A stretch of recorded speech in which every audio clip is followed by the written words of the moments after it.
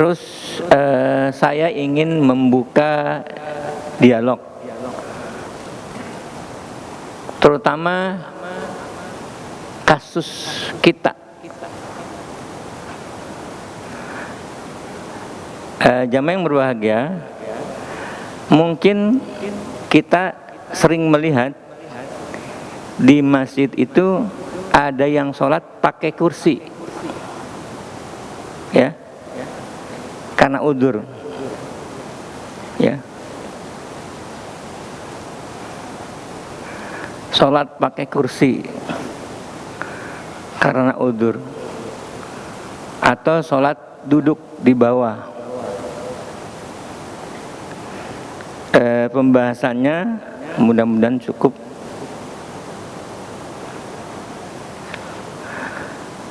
Sholat duduk di bawah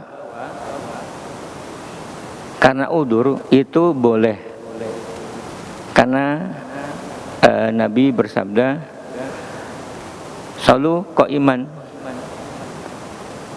fa illam tastati." Kalau kamu tidak sanggup, maka shalu qa'idan. Salat sambil duduk. Kalau tidak mampu juga, salat dengan berbaring, wala jambin. Nah, kita mendapatkan salat yang duduk itu bagaimana? Salat yang duduk itu boleh. Kalau dia tidak bisa berdiri, maka salat duduk. Nah, ketika duduk itu, kalau dia bisa duduknya seperti orang duduk iftirash, kaki kanan ditegakkan, kemudian dia duduk di atas telapak kaki kiri, seperti orang duduk iftirash.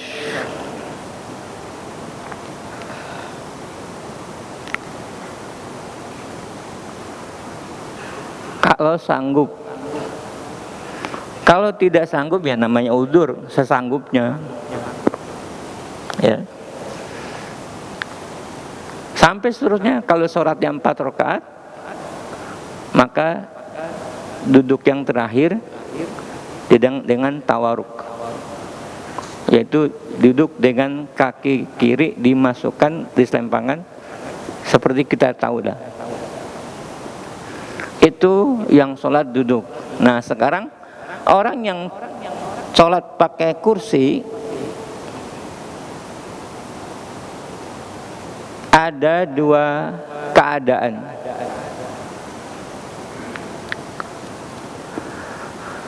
Orang duduk di kursi sama sekali tidak bisa berdiri,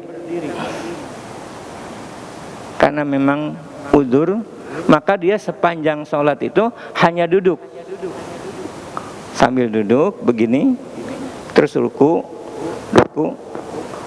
ketika sujud lebih rendah daripada ruku.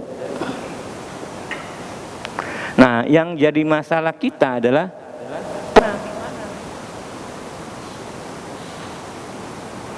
nah, ini memang tidak ada keterangan dari Nabi SAW. Jadi gimana? Berdasarkan fatwa ulama, ya. Karena Nabi tidak ada membahas orang yang sholat duduk. Sholat duduk dalam arti berjamaah, ya, berjamaah sholatnya. Maka ada 2 keadaan: orang yang tidak bisa berdiri hanya duduk, dan orang yang bisa berdiri tapi nggak bisa ruku, misalnya nggak bisa duduk, nggak bisa ruku, nggak bisa sujud, maka ruku dan sujud dalam keadaan duduk di kursi. Nah, ini kita sering lihat kan. Yang keadaan pertama, orang yang tidak bisa berdiri, hanya duduk, duduk, ruku dan sujud di atas kursi itu, letak kursinya kaki belakang kursi sama dengan kaki jamaah, ya. Letak belakang kursi, kakinya kan kaki 4, sama dengan posisi jamaah.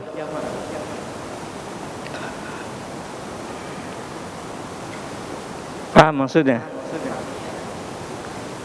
Kursinya diposisikan, diletakkan sejajar dengan sop, dengan patokan kaki belakang kursi di barisan ini, sop di belakang. Sebab sop itu yang dinilai adalah dalam fikih bagian tumit kita, bukan ujung depan kaki kita disamakan, tapi tumit. Ya, perhatikan tumit.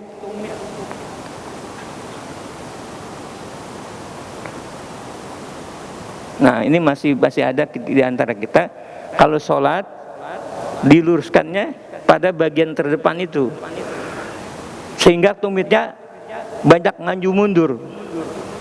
Ada yang ke belakangan. Tetapi yang diluruskan itu adalah bagian tumit, bagian kaki belakang. Nah, sama yang orang di kursi, kalau tidak bisa berdiri, sholatnya di kursi, berdiri dan ruku dan sujud, maka kaki belakang kursi diletakkan sejajar dengan orang berdiri di bagian belakang. Nah, kalau orang duduk di kursi tapi dia bisa berdiri, ya, bisa berdiri, dia begini, terus ruku, sujud di kursi karena tidak bisa sujud. Nah, ini ada perbedaan posisi kursinya.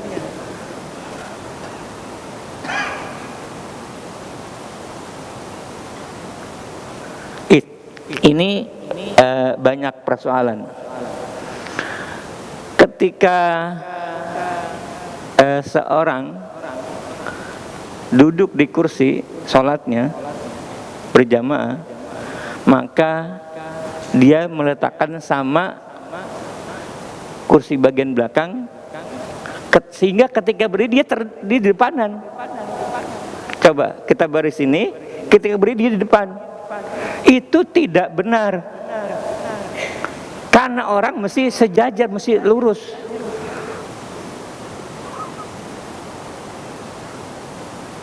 Mestinya ketika dia mampu berdiri, tetap berdiri sejajar sama jamaah yang lain yang normal. Kakinya agak kursinya agak ke belakang dikit. Kursinya agak ke belakang dikit. Iya, ketika duduk dia agak di belakang. Nah, bagaimana posisinya?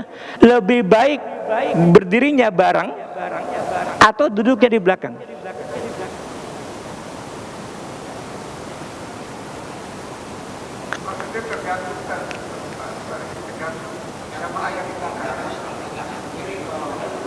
Nah, itu dia. Yang penting itu yang persoalan. Kalau kita ada ujur, sholat masih ngambil di belakang, di samping paling kiri dan paling kanan, jangan di tengah-tengah.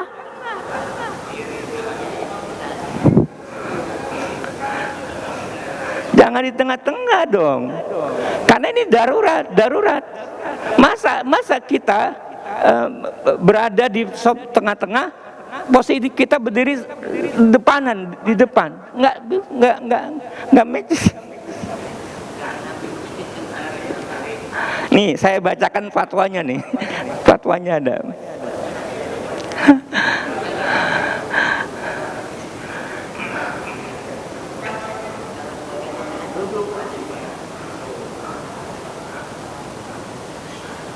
Fatwa. Nah, bahwa fatwa dari Sabaka Islamiyah. Dibacain nggak apa terjemahannya saja? Syekh Abdurrahman Al-Barok pernah ditanya tentang orang yang sholat dengan posisi berdiri lalu duduk di kursi. Ya, posisinya sholat berdiri kemudian duduk di kursi ketika ruku dan sujud. Nah, itu yang seperti kita maksudkan. Nah, beliau menjelaskan bahwa yang menjadi acuan adalah posisi berdirinya. Karena posisi berdiri kan tidak udur. Ketika duduk masih udur, ketika duduk jadi udur kan. Ketika berdiri dia kan normal. Sebaiknya yang normal itu satu baris. Ketika duduk baru dia udur. Udur nggak apa-apa. Bahwa yang menjadi acuan adalah posisi berdirinya. Dia harus lurus shaf saat berdiri. Saat berdiri harus lurus shaf. Oleh karena itu posisi kursi di belakang shaf. Nah, mundur situ. Untuk itu perlu diposisikan di tempat yang aman agar tidak mengganggu orang yang lain dalam sholatnya. Nah, ya gini, yang di belakang kursi itu ditempatkan anak kecil, kan sampai nggak sujud, nggak kena sujud. Nah, maka mesti diatur supaya tertib.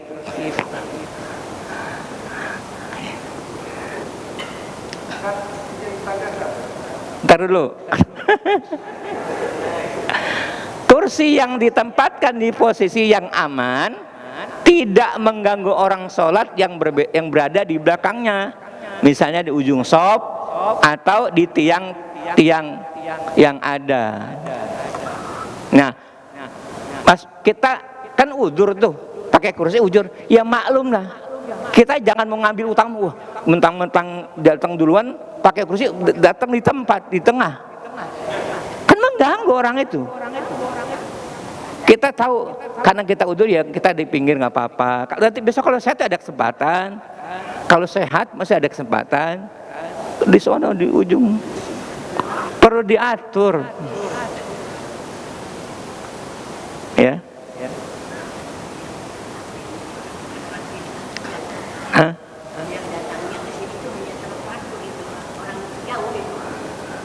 Ya nanti kalau ini sudah paham, ya. Jadi saya ulang, kalau duduk orang sholat tidak bisa berdiri selamanya ruku dan sujud dan berdiri, maka pakai kursi, maka itu sholatnya di barisan.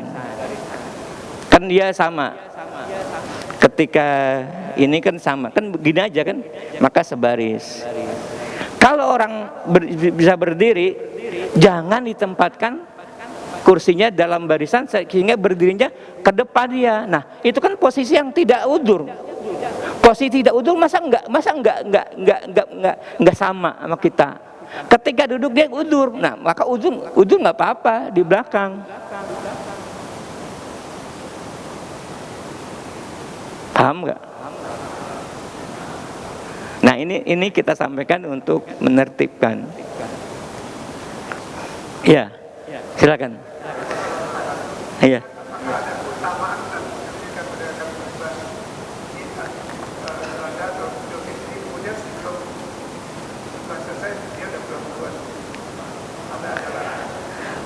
Sholat Id, khotbah ada keutamaan jelas. Orang yang mendengarkan khotbah ada keutamaan daripada orang yang keluar. Lebih utama orang yang duduk mendengarkan khotbah. Tetapi kita tidak boleh larang seseorang yang keluar setelah sholat Id. Nggak boleh.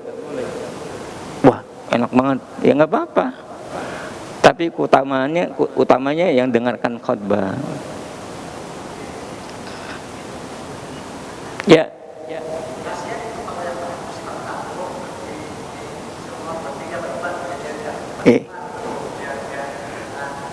Nah, makanya perlu diatur supaya tidak mengganggu orang lain.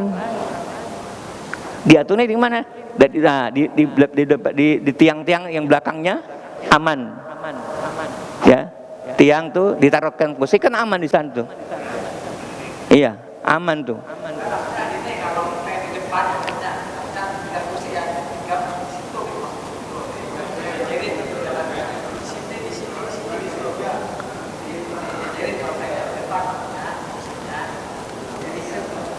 Ya dijajarin, mengapa dijajarin? Ya untuk apa? Kenapa dijajarin? Oh, nggak boleh, nggak boleh mengganggu orang yang kita mesti sadar diri. Kalau kita lagi udur ya nggak apa-apa, kita di tepi untuk keamanan, untuk tidak mengganggu. Tetap kecuali kita sehat, nggak apa-apa kita ngambil ke depan udur, menyadari mengambil posisi di mana gitu.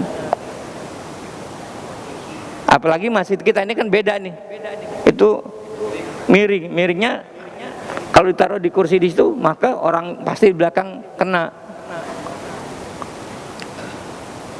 Ya jadi kesadaran kita kalau tidak lagi udur ya nggak apa-apa lah. Sudah ke masjid tadi bagus, kita udur ke masjid lagi bagus itu, tapi jangan diambil semuanya sehingga mengganggu orang.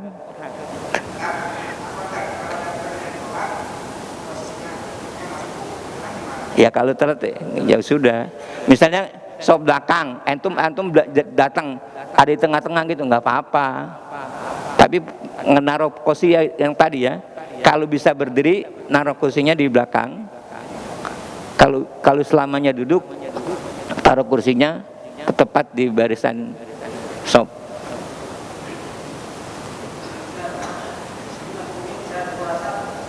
Nah, iya nggak apa-apa, nggak apa-apa, nggak apa-apa.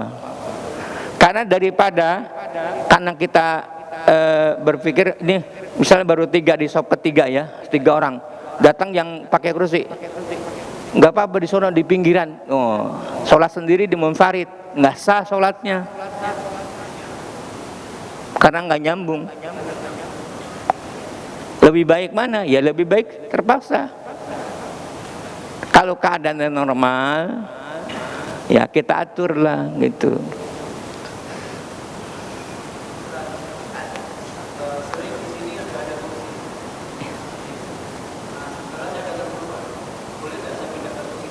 Kalau nggak ada orangnya pindahin aja.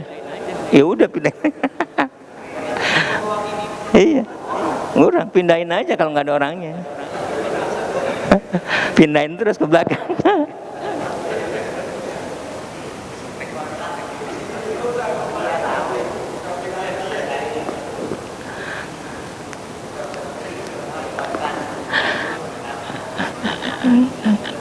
Nah itu kontrak tuh, di kontrak tuh.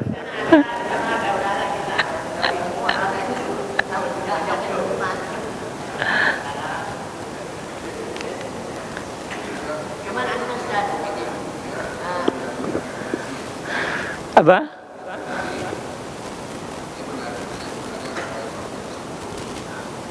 Hah? Iya iya.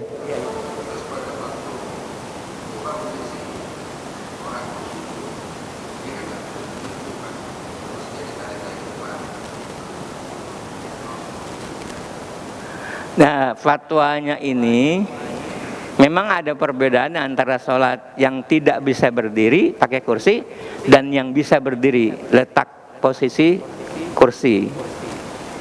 Karena mencari dalilnya nggak ada.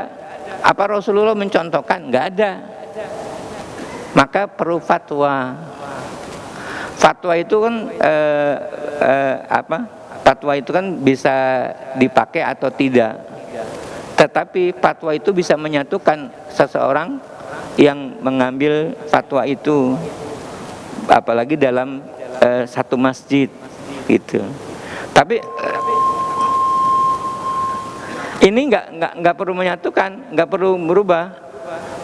Kalau yang selamanya duduk, maka sopnya, kursinya ditaruh di bagian belakang, bagian kursinya sama dengan tumit. Kalau yang tidak sama, ada berdiri, ada duduk. Nah, yang berdiri itu ditaruh agak ke belakang dikit.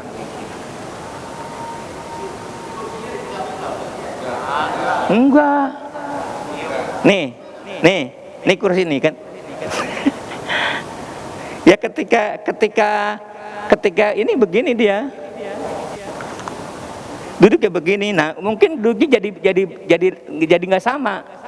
Tapi nggak sama itu sama jamaah ya. Kan di belakang, ini posisinya di belakang. Tetapi ya, contoh. Ya, sini.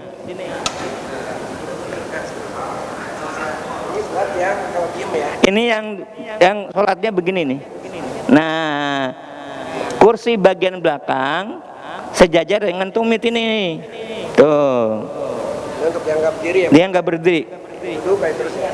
Nah, ketika duduk kan begini dia, kan sama sejajar ini. Nah, ketika ada yang berdiri, masa begini posisinya, nggak sejajar? Maka harusnya yang berdiri bisa berdiri tetap di sini, sejajar sama yang. Nah, ketika dia duduk, ini kan keadaan normal nih. Ketika duduk,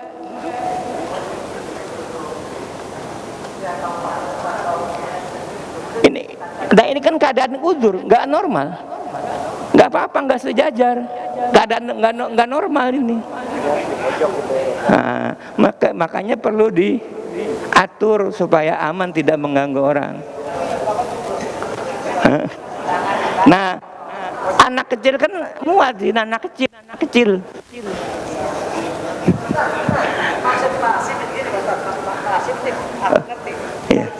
Kalau pas itu selama pas berdiri kan dia kan berdiri, ini dimundurin, dia berdiri begini, pasti nggak aku ngerti.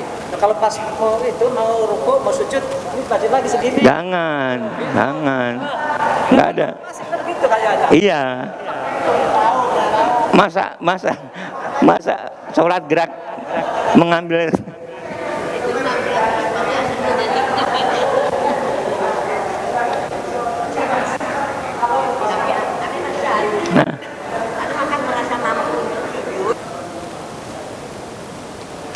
Orang yang sakit,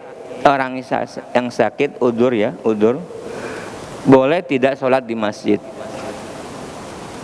Kalau dia memaksakan diri, bertekad tetap sholat di masjid lebih utama.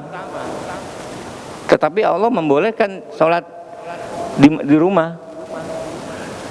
Dia memaksakan ke masjid, sehingga bisa ke masjid, dia lebih utama, lebih baik. Setiap ada kesulitan karena ketaatan kepada Allah dapat pahala. Maka berjalannya ke masjid, dia dalam keadaan sakit masih tetap ke masjid, itu dapat pahala.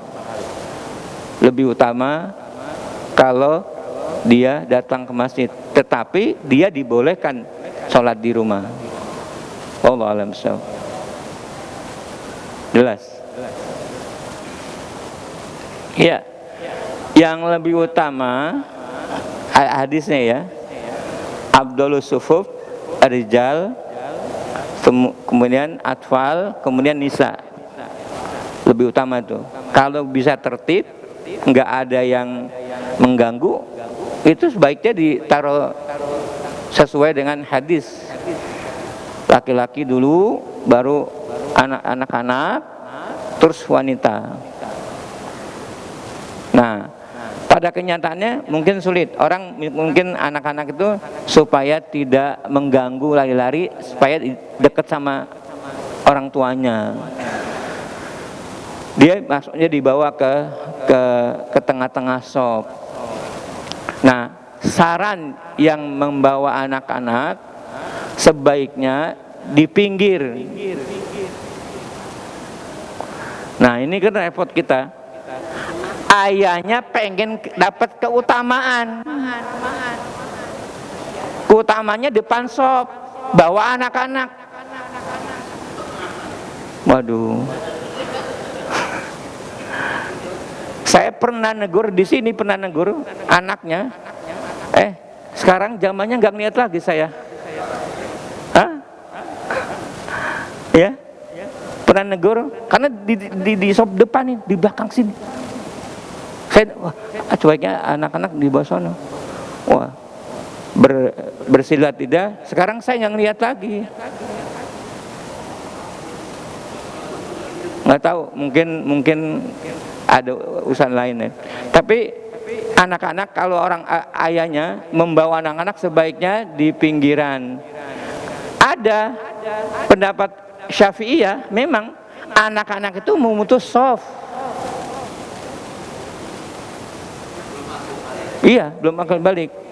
Nah, tetapi kita kalau bawa satu di tengah-tengah, orang-orang pada beralasan kan sahabat juga bawa anak-anak. Ya, anak sahabat sama anak kita sama. Yang bawa tetap fikih bagaimana seharusnya. Jadi anak-anak di tengah terus nisa. Kalau tidak anak-anak di pinggiran. Itu pendapat ulama yang berfatwa. Tetapi orang-orang masih mengatakan sahabat aja. Nah, bukan begitu. Sebaiknya anak yang bawa anak-anak, silakan bawa anak-anak. Tetapi dalam fikih anak-anak itu tegas. Kalau anak tidak bisa sholat, jangan dibawa ke masjid. Kalau anak tidak bisa sholat, diam, jangan dibawa ke masjid dulu. Didik di masjid sama ibunya. Kalau sudah tahu dia diingatkan sama kita, mau nurut, baru dibawa ke masjid. Kita bawa ke masjid, mungkin, bahkan anak-anak sholat ke masjid, ayahnya nggak ada ke masjid. Nah, itu persoalan kita. Maka kita, jadi anak-anak jamaah sekalian, anak jamaah sekalian, tolong ingatkan anak-anak kalau ada di tengah supaya di belakang. Dan jangan segan-segan untuk menyampaikan kebenaran dalam masalah ini. Karena mendiamkan, maka jamaah kita seperti itu.